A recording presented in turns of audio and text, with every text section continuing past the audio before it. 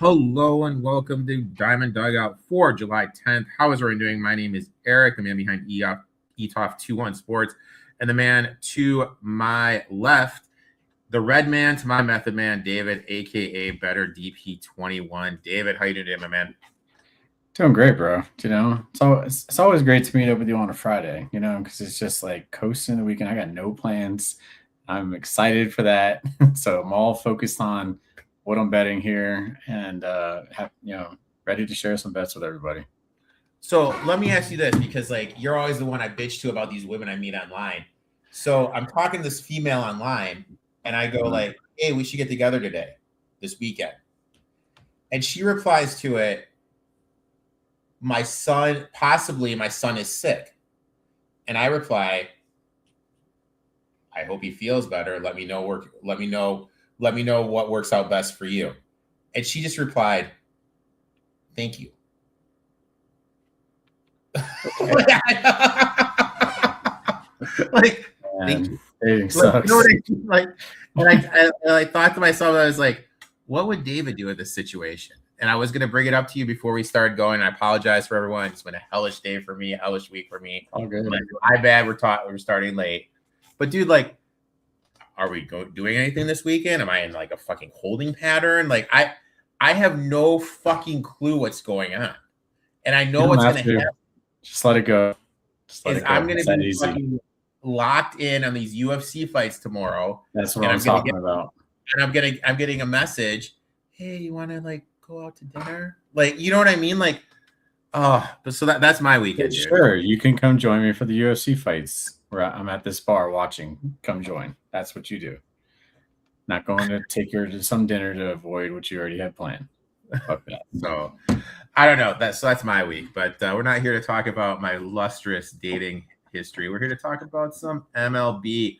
Went 2-2 last week, hoping to right the ship, get to that perfect week that we've been chasing. We're 3-1 the week before. David's been killing it. I looked back over the week. He always gives 2 bets. Over the last 3 weeks, he is 5-1. So I'm going to let you start off, my friend. Where are you going first? Awesome. Well, yeah. So first game on the board that I'm looking at is actually Cleveland at Miami. And so, my model snapshot is this. Miami is my number 2 overall team, number 3 offense, number 10 bullpen out of my overall rankings. Cleveland, my number 29 overall quality team ranking, my number 29 offense, number 24 bullpen. If those numbers aren't getting your attention, then keep listening. But starting pitchers wise, Parker Messick has a clear individual pitching edge over Alcantara. Messick owns a 1.08 season whip compared to 1.25 for Alcantara. Over the last 30 days, Messick is at 1.13. Alcantara 1.2. I mean, these numbers aren't drastically off. I always tell you when you're looking at whip performance for pitching, though, you're always looking at it from the angle of if they're above a 1.3 or 1.4, that's when they're really giving up, runners on base kind of situation here. So, but this is why this game is specifically a full game Miami play rather than a first 5 play. Again, their bullpen is in better condition. We're conceding the starting pitcher matchup, but we're still betting that Miami's significant offense and bullpen advantages will be taking over this game. So they have one of the hottest offenses over the last 7 days with a 386 expected weighted on base average, as well as the last 14 days over the last 2 weeks here of 352 weighted on base average here. Cleveland has gone in the opposite direction here. The last 7 days for themselves, a 267 expected weighted on base average. Last 14 is at 274. So that number's only dropped in the last week for themselves for Cleveland. So, and the bullpen numbers widen the gap even further for themselves. Miami's bullpen ranks 10th, comparably to Cleveland at 24. Cleveland's recent relief ERAs occasionally looked respectable, but predicted numbers are really concerning for themselves as they sit really high with advanced metrics of xFIP and Sierra above 5.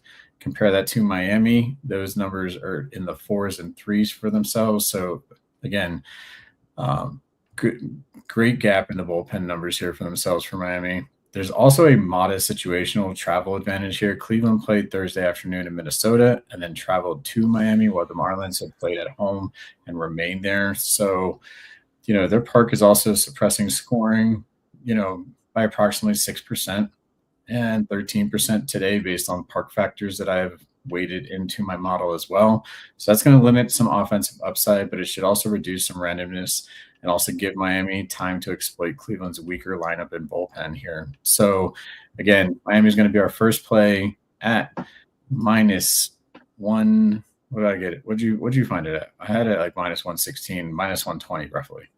Yeah, -17, -117. Okay, there you go. My first bet, and I apologize, I was so far behind, I didn't even fucking enter these in the banner, so that's my bad, people. My first bet is I'm just going to the money well known as Braxton Ashcraft. I took the Pirates -0.5 on the first 5 +100. When we look at his numbers, they're just way too hard to ignore. 12-5-1 in the first 5 spread line this season, 39.4% ROI. When he's favored, 10-3-1, producing an outstanding 52.7% ROI. Now, he's pitching okay right now, but not compared to his overall season. When we look at his last 3 starts, 3.57 ERA, 242 batting average against, but a decent 108 whip. He's continuing to give the Pirates every chance to win this early. Another reason I like Pittsburgh is the offense. Over the past week, they're 6th in the MLB in hits, 5th in run scores. So they're swinging the bat really well. They're facing Brandon Spork of the Brewers, who's pitched well over his last 3 starts. But when you look at who he's been against, I think this uptick in offensive quality against right-handed pitchers, is really going to be a big thing, step up in competition. And also, let's just talk about the scheduling edge. Pittsburgh played a 12:20 noon game at home against your Braves. Milwaukee played a 7 o'clock game on the road in St. Louis. Now they're traveling from St. Louis to Pittsburgh, and now they're playing the earliest game of the day. So I think that's a huge advantage. At the end of the day, I'm just going to be sticking with a guy who's been a cash cow for me. There's like these certain pitchers, Foster Wilson, Brian Wu at home, Max Meyer, Braxton Ashcraft. I have decided those are my dudes. They're my ride and dies. I made a ton of money doing this. I'm just going to stay with Pittsburgh here. First 5, -0.5 at even money. I love that as well. And I just add on there for anybody with that play, Pittsburgh's bullpen is extremely taxed as well. So definitely leaning on the first 5 with Ashcraft is the better play out of the board. And I mean, what's the other thing I was going to say? I don't know, man. I like that kid. I have no idea why. And like someone asked me, should we put a future on him to win the NL Cy Young? And I kind of think it's worth it. There's not real, but then again, like Morosky's been like so dominant, you're banking on him to get hurt. Yeah. You're basically banking on him to get hurt. Next bet, my friend. Yeah, my next bet. So taking a look at the board, I am going Boston at the Mets for my second bet here. It's an interesting game. Boston, big dog kind of money here. I got them for about +130. My model snapshot on this one, Boston number 3. Sometimes it's all about timing. We just got this. What's up with the Red Sox lines? Shouldn't they be favored? That is funny. Yeah, exactly. So, you're going to hear some numbers that support that as well. So Boston number 3 overall team ranking for myself, number 9 offense, number 5 bullpen walking into this game.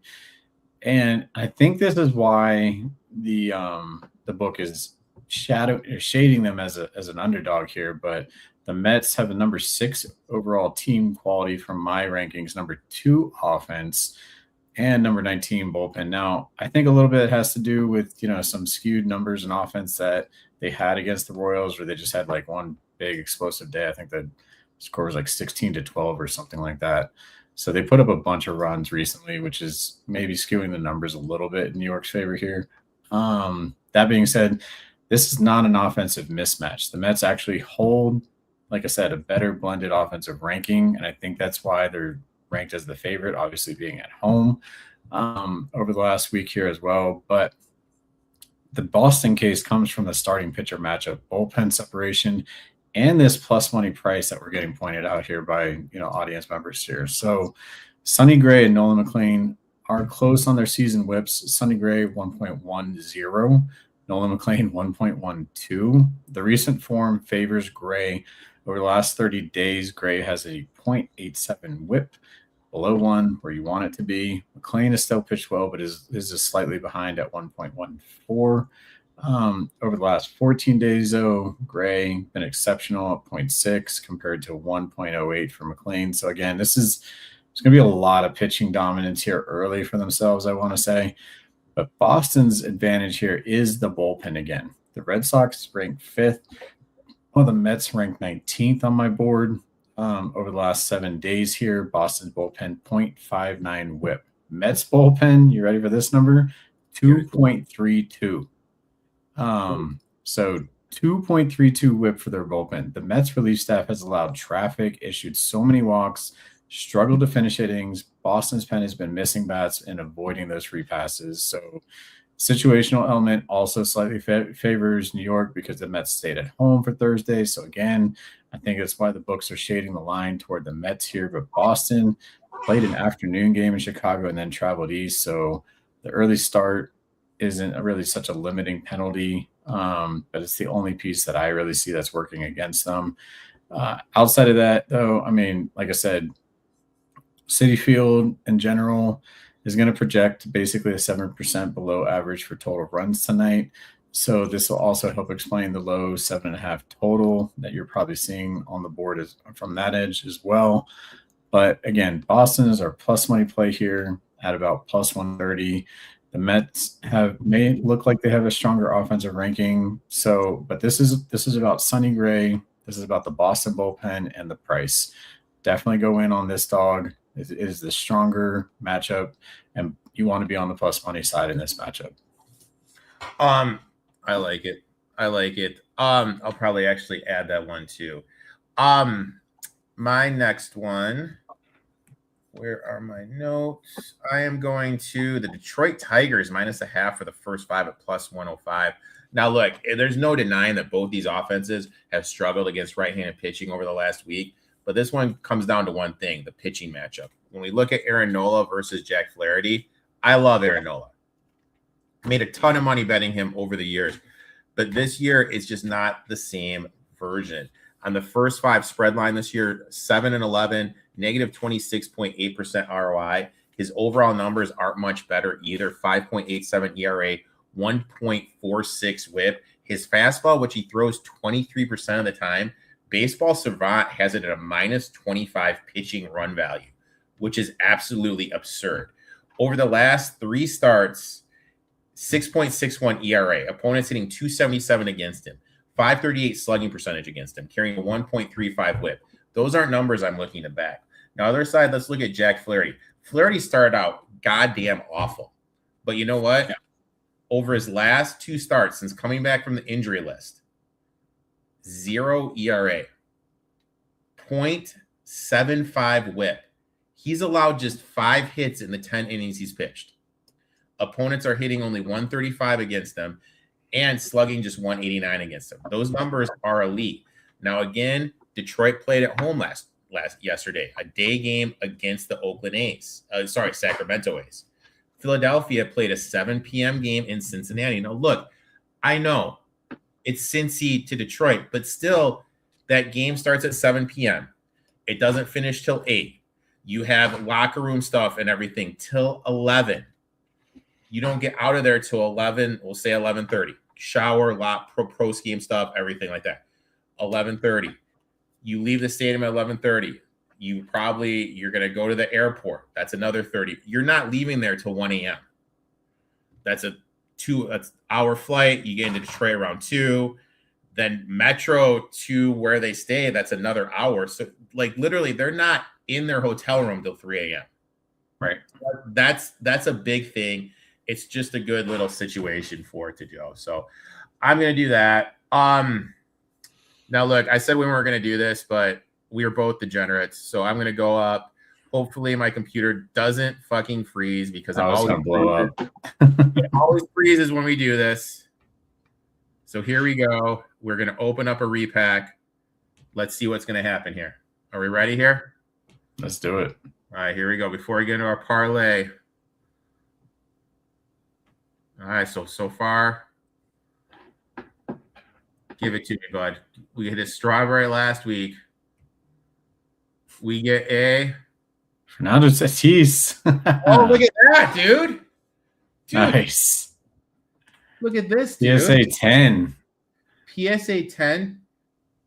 I think I'm going to keep this one, dude. I think you're keeping that for sure. I think we're keeping Fernando, dude. Boom. Okay, man. Nice job. Nice job. Hopefully, this is going to lead into a fucking parlay winner. We got a nice, juicy plus 410 parlay. David, why don't you lay us on it and tell us what your leg of the parlay is, my friend? Yeah, so looking at the Athletics at the White Sox, I'm taking the White Sox on the run line at -1. At White Sox -1 at -110, or I got -110. He got -127. Yes, I'm a dick. I entered it late, everybody. This is on me. It's all good. It's all good. But regardless, we get the best balance of price and protection here. We avoid laying the expensive money line that the White Sox have crept above -150 on. And while the one-run Chicago win simply pushes instead of losing the bet as well. So, I'm taking them here because Chicago has the clear starting pitcher edge with Sean Burke facing Jacob Lopez. And they also hold a major bullpen advantage again, ranking 4th in our model compared with Oakland near the bottom of the league. So the Athletics have struggled badly at the plate. And while Chicago has a stronger overall team profile and the better late game arms, rather than laying that -150 or higher on the money line or needing a full 2-run margin on the traditional run line, we take the White Sox at -1. A 1-run win will give us a push, and anything beyond that cashes the ticket. So really like where this is at, but anybody that follows me knows I don't like playing money lines that are really heavy. So look for this edge here, and also gives us, a few different functional ways to win this parlay bet. I was pissed because it was supposed to be Savell Day, and they benched my one of the guys I love to fade. My leg of the parlay. Now, full transparency, when I did this morning, I was going to go with Liam Hicks, but Hicks is out. So I'm going to go to Otto Lopez. But I bought up, instead of doing that 1.5, I'm going to go 2.5 hits, runs, RBIs. Lopez has one of the hottest hitters in baseball over the last week. 3rd in hits, 5th in runs, 4th in RBIs during that stretch. When we look at the underlining matrix per Baseball Savant against the pitching profile of Maresnik, 43.5% hard hit rate, 344 expected weighted OPA, 299 expected batting average, and a 459 expected slugging percentage. The matchup is another reason I like it too. We look at Maresnik, he relies heavy on the fastball against right-handed hitters. We look at Lopez, 373 against the fastball, 613 slugging percentage, and outstanding 58.6% hard hit rate. Everything lines up with his reach, his projection, the advanced metrics, and the pitching matchup. So I'll take Otto Lopez. I'm going to juice it up here to get over 2.5 hits, runs, and RBIs. Let's go ahead and let's bring up the old DFS lineup. Boom, boom, boom, and boom. Okay. So I am looking at pitchers, dude. When we look at pitchers going in that are eligible, the pitchers with the 4 pitchers with the lowest ERA. Rodriguez from Arizona. These are over the last 4 games. So since June 15th. Rodriguez from Arizona, Leahy from St. Louis, Gray from Boston, Burke from the White Sox. When we look at their 3 lowest whips, Gray, Rodriguez, Nick Martinez, and Kyle Lehigh from St. Louis. Yep. What's your head at here for pitchers, my friend? I mean, you kind of named 2 of them in there, and kind of just following suit with what we've already kind of talked about today. I would lean toward Gray and Burke. I really love. I even like Zebby Matthews a little bit. I think he's a little, mid-range target for ourselves. Given the Angels' offense is number like 22, and their strikeout rate is like close to 30 in their last week for themselves. So, but yeah, Gray and Burke, I think, are really good ones. And those are both middle-price guys. You know what I mean? It's not like we're breaking the break. Right. go ahead. Let's go to positional players here. I'm a little pissed about your boy Michael Harris. He was my one bet yesterday. Had him over 2.5 hits, runs, RBIs. Fucker's up 6 times, only gets 1 hit. But trust me, he's on my fantasy team, so I was watching that closely. Kind of looking at Jesus, dude. I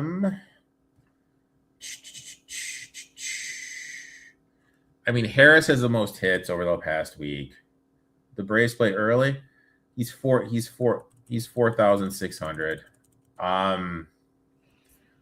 Is there anyone? Let me see what pitchers have been giving up a lot of stuff here. Maybe we could find a pitcher we want to look to attack. I'll tell you somebody who's going to be sneaky from Miami, and he probably is going to be low down on the list in terms of price for the outfield, is Heriberto Hernandez. He's been killing it, dude. Oh, yeah. You want to go Hernandez? He's been. Yeah, I think so. Yeah, I mean, I already love Miami, and he's a big contributor to that. So looking at that, now the Nationals have just been great. Garcia, what's Garcia at? What time do the Nationals play? They may even be on the board. Do they play the earlier game? Yeah, they play the. I think they are Yeah, they're the earlier. I mean, yeah, that would have been a nice target as well. What about Ramos from the Giants? Helio? Yeah. Helio Ramos. He's not bad. I mean, yeah, he's got a respectable over 300 average there. I wouldn't mind dropping him in there against Colorado.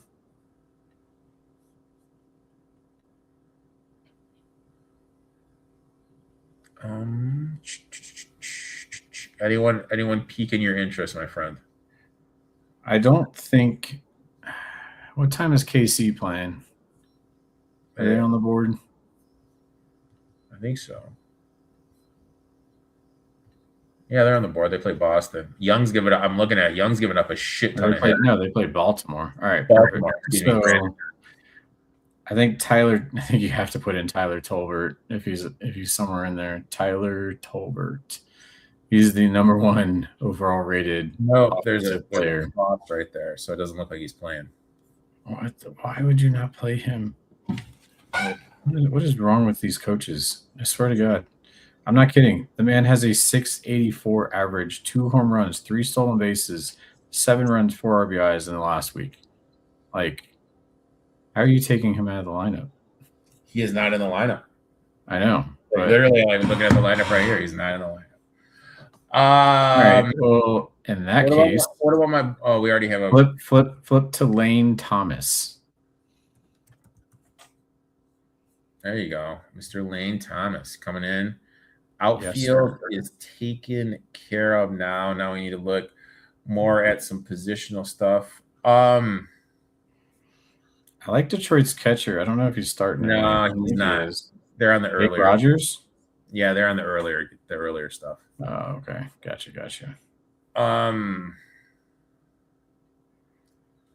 Milwaukee plays Terrain's been laying it up, but kind of goes against our bet earlier. What position does Matt Olson play? First. He's at 52. That's a lot of cheddar, dude.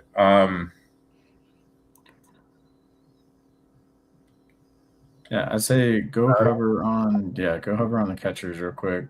See who's out there real quick. I'll tell you who we're not going to take. Mr. Riley.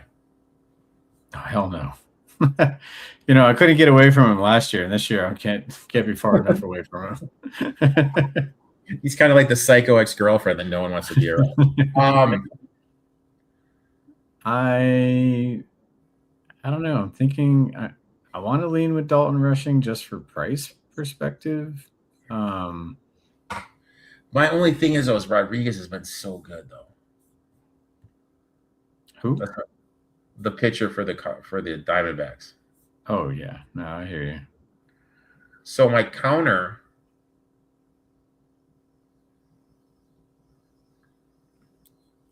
I'm looking at it. Well, I mean, based on what I'm looking at, you scroll down a little bit. I think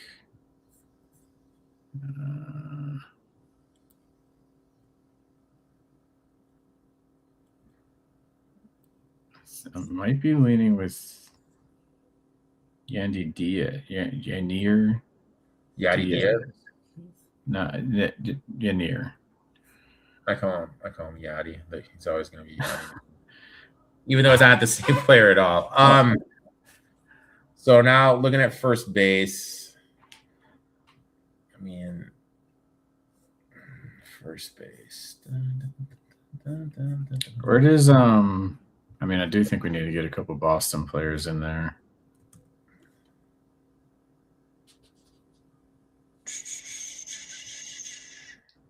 Yankees must be the earlier game. Boston players.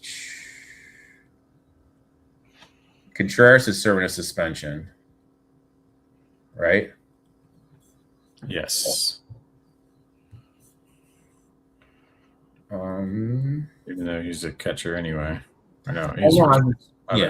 He's a first baseman. What about Caleb Durbin? Always Durbin. Derby. Let's see what he's at. Nah, you don't want him. He's like a 132 average in last week. He's not a hot bat. What about Twins? We got Twins out there. Some Twins out here. Let me go back to the top of the board here.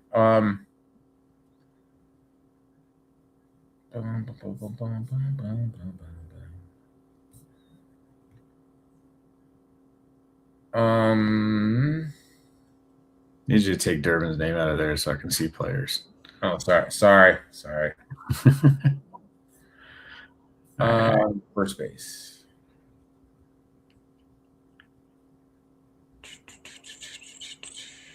What about Luis Arias from the Arias, yeah. Oh, from San Francisco? Yeah, I'd second base. I don't know what position is he. Yeah, I was gonna say you could probably throw him in there in a second. Throw him in a second, dude. You know, that leaves us a little bit of room. What do we need? Third, short. I mean, if it's not a sign, I mean, we got Tatis in our. Oh, he's an outfielder though. I'm just saying, dude. It's kind of a sign, dude. We got Fernando Tatis in our card rip. You know, should we play him? I don't hate it. I mean, I don't. Let me see here. I would take out Helio Ramos over Lane Thomas. Yeah. Just saying, it could have been a sign from the gods. I hear you. I'll follow it. What position does Kobe Clemens play? Second base. Rogerson? Oh, he's a second baseman? Five Bills? Jesus. He's been on fire. He's also on my fantasy team. Let's see here. First.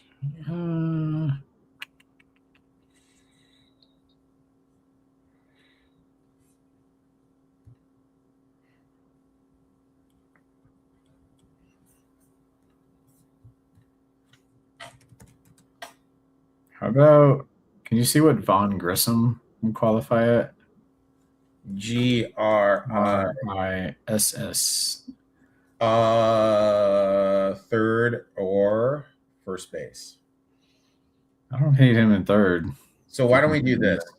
Follow me on this. If we go Matt Olson at first, okay, then we go Grissom. At third. Yep. That leaves a lot of options for short. Yes, it does. Such as Mr. Witt.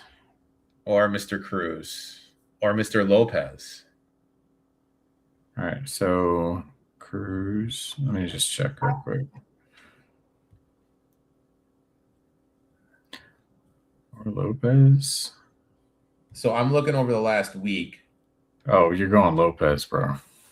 I know, if we put Lopez in there, we still have 1,700 remaining. Is there anyone here like you're a little sus about?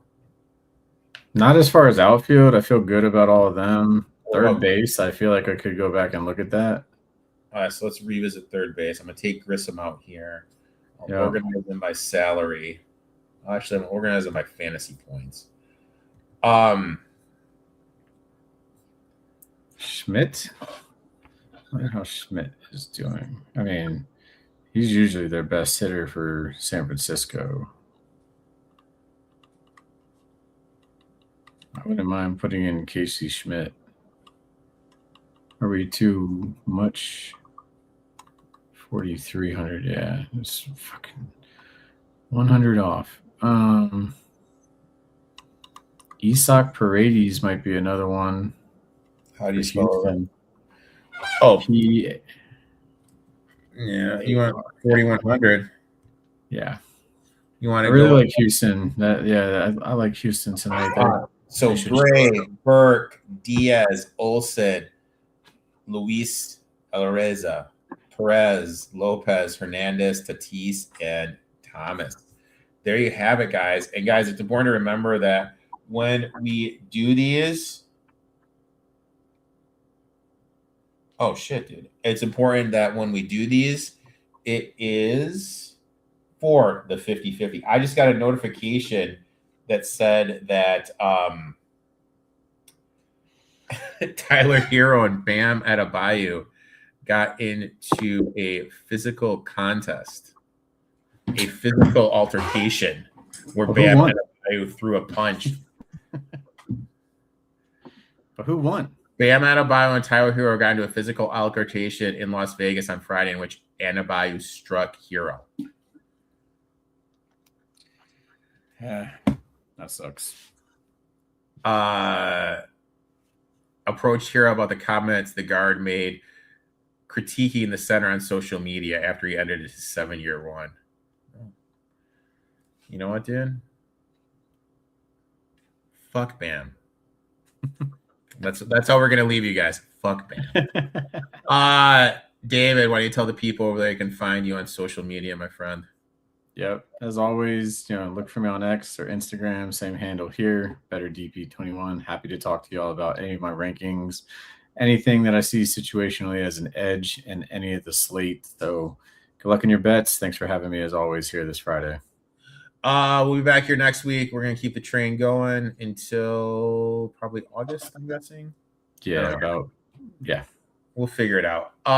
Give that man a follow. Give me a follow. Check out my Discord. I love my fucking Discord. I'm a nerd now. I do everything in Discord. We'll be back next week. Best of luck your backs, guys. And we'll talk soon, guys. See you guys later.